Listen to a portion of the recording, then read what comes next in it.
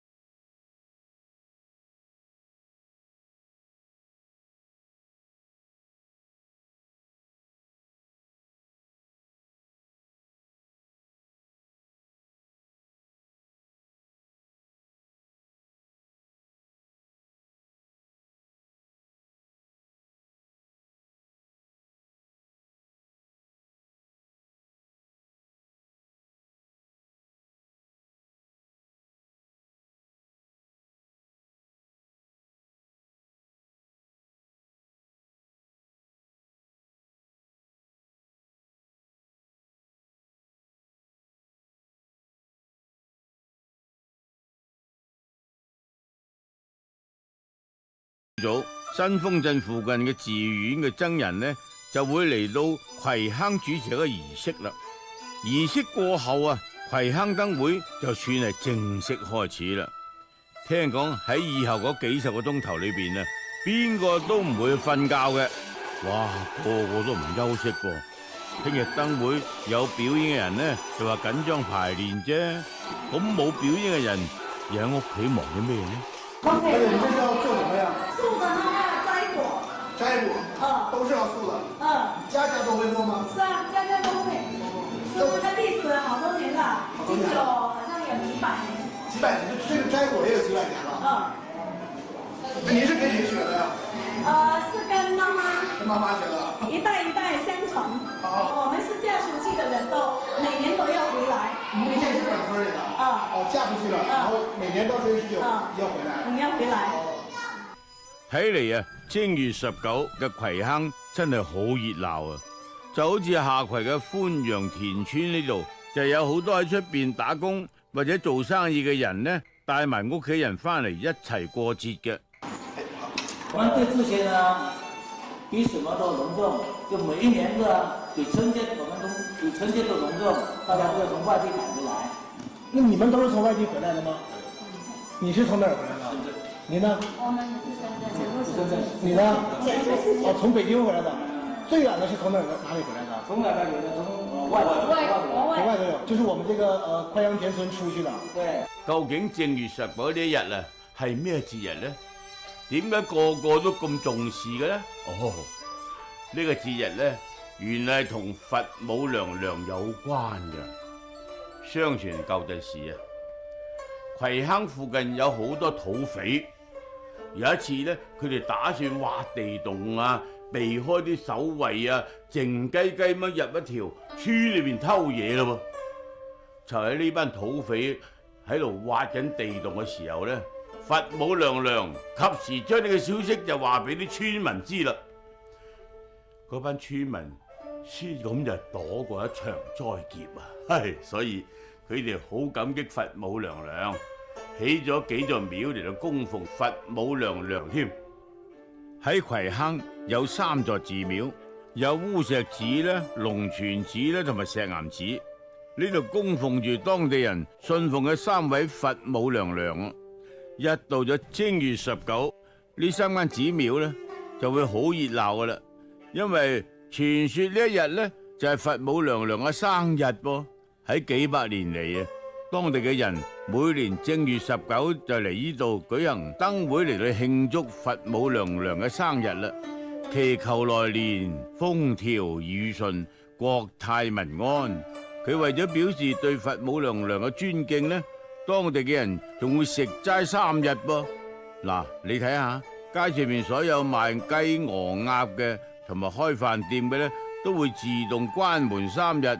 而參加燈會嘅朋友呢，亦要入鄉隨俗啦喎，同村人一起食齋啦。你們家鄉有這種風俗嗎？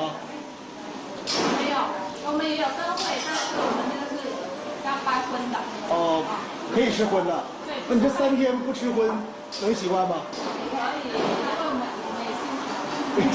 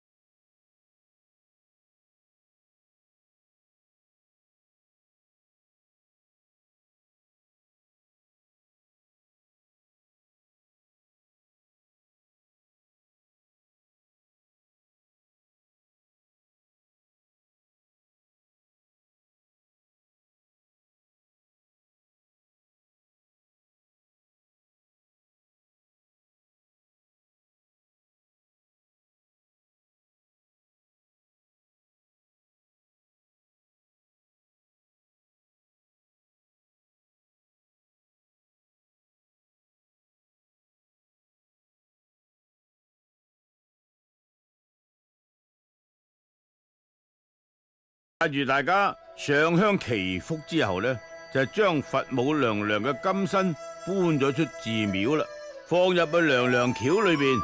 在同一時間呢，龍泉寺同埋石岩寺亦都進行緊呢個請娘娘嘅儀式啦噃。究竟佢哋夜媽媽要將三位佛母娘娘帶去邊度啊？凌晨3點幾鐘啦，抬娘娘轎嘅隊伍終於嚟到咗目的地啦。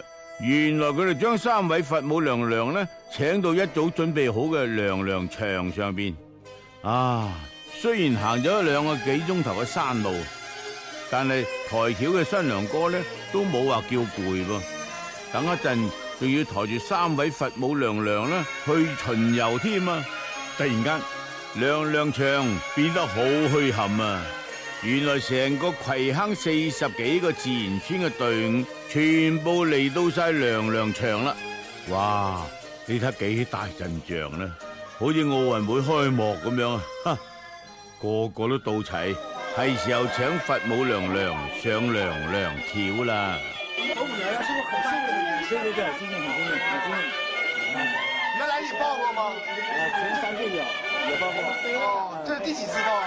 这个好几次了。哦，那你很幸运的。对，慢慢走，慢慢走。原來啊，抱佛母娘娘嘅人呢，都係由村民選出嚟噶。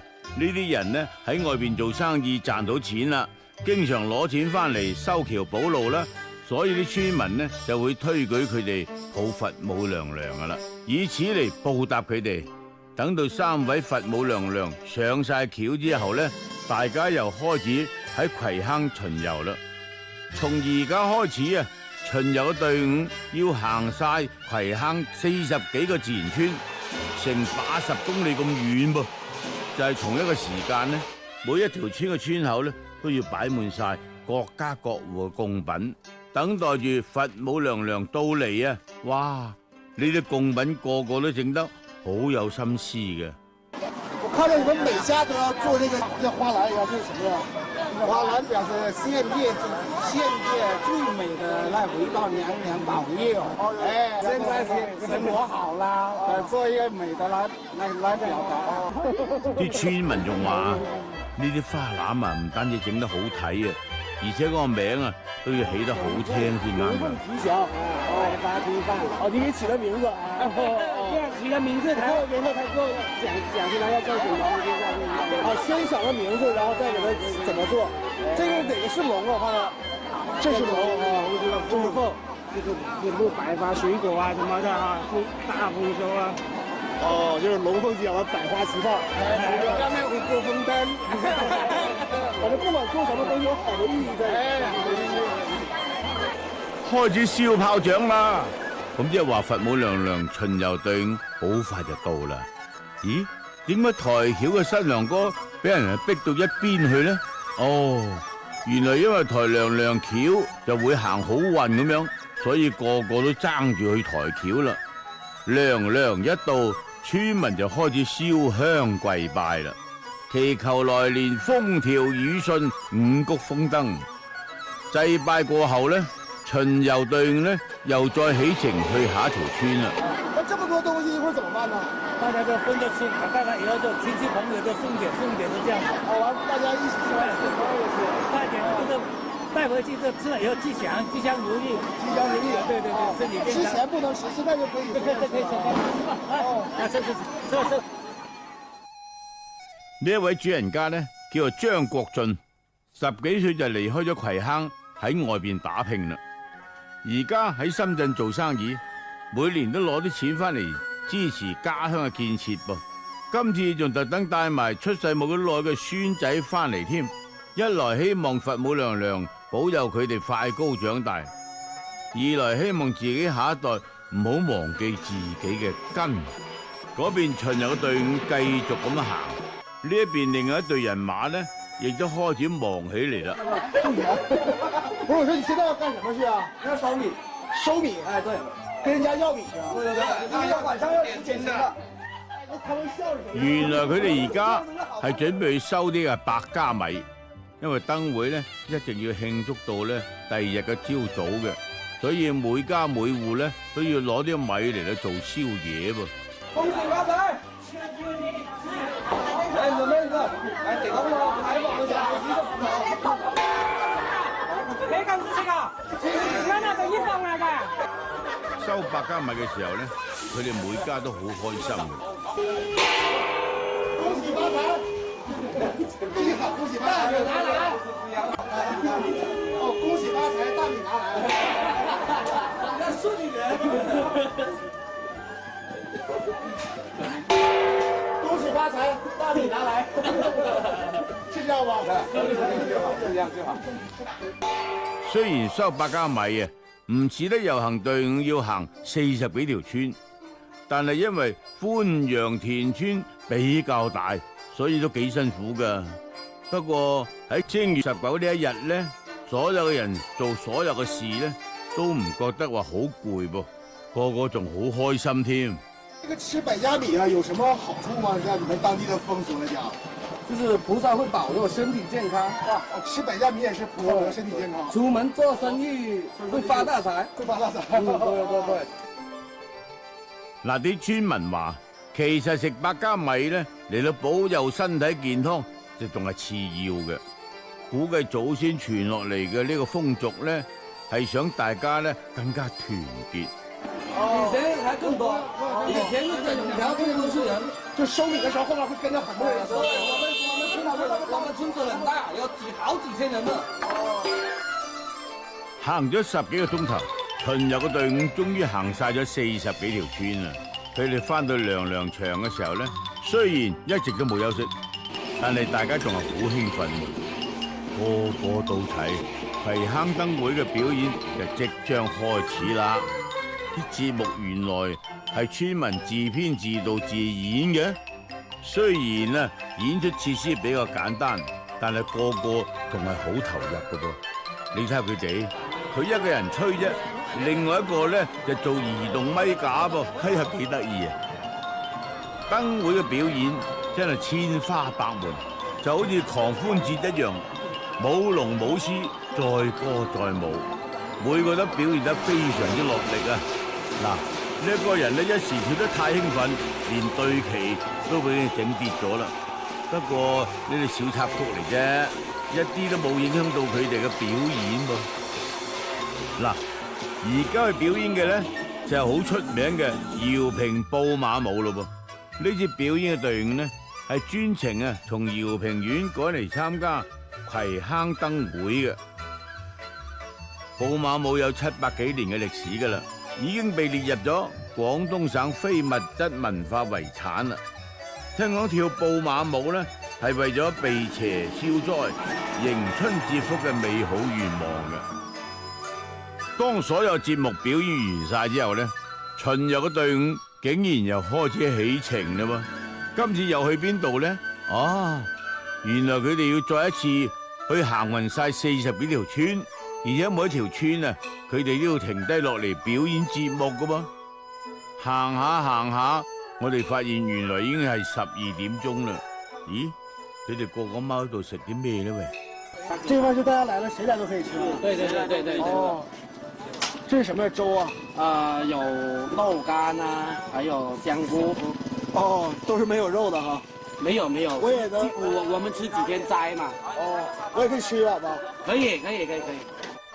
聽佢哋講呢啲粥係我哋日頭收翻嚟嘅百家米煲㗎。我看你們是治安今天在那個現場維持秩序的。對。那今天現場一共得有多少？得有幾萬人吧？應該不止吧？不止啊。啊。那你們今天從多長時間沒有休息了？10幾個小時。10幾個小時，我們昨天這2天，昨天到現在。昨天就有將近20個小時。啊，對。那一會兒還要，現在我看已經12點了。12點了，等一下我們要弄到那個天亮才可以睡。天亮才可以睡啊？對。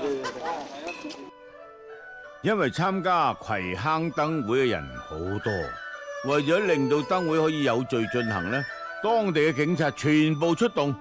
另外，村入邊嘅後生仔就為咗協助警察擔當起治安工作咯。除咗佢哋之外呢，巡遊嘅隊伍亦都會嚟到呢度宵夜嘅。由於巡遊嘅隊伍太多所以每條村都會喺路邊整一啲臨時嘅就餐點，喺路邊簡單食咗啲宵夜，休息一陣呢，佢哋又繼續巡遊啦。到咗凌遲4點半，巡遊終於結束啦。所有嘅人呢，又一次集中喺娘娘牆呢度。突然間，一大班男人揸住啲香，一邊狂歡一邊咁跑。哇！搞邊科啊？原來呢個叫做走廟，聽講係佢哋祈福嘅一種方式。走完廟之後呢，已經係正月20號嘅朝早6點鐘啦。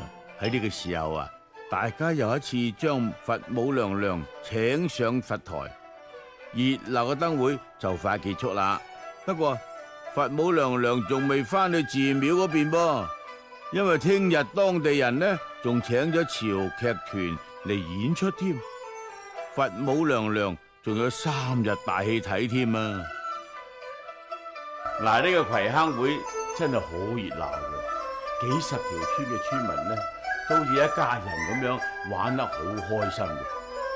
而咁隆重嘅燈會，每年嘅經費原來係當地人捐助嘅，佢哋不貪圖任何嘅回報。嗱，啲人連名都冇留低嘅噃，佢哋仲話自己最大嘅心願呢，就係家鄉風調雨順，個個父老鄉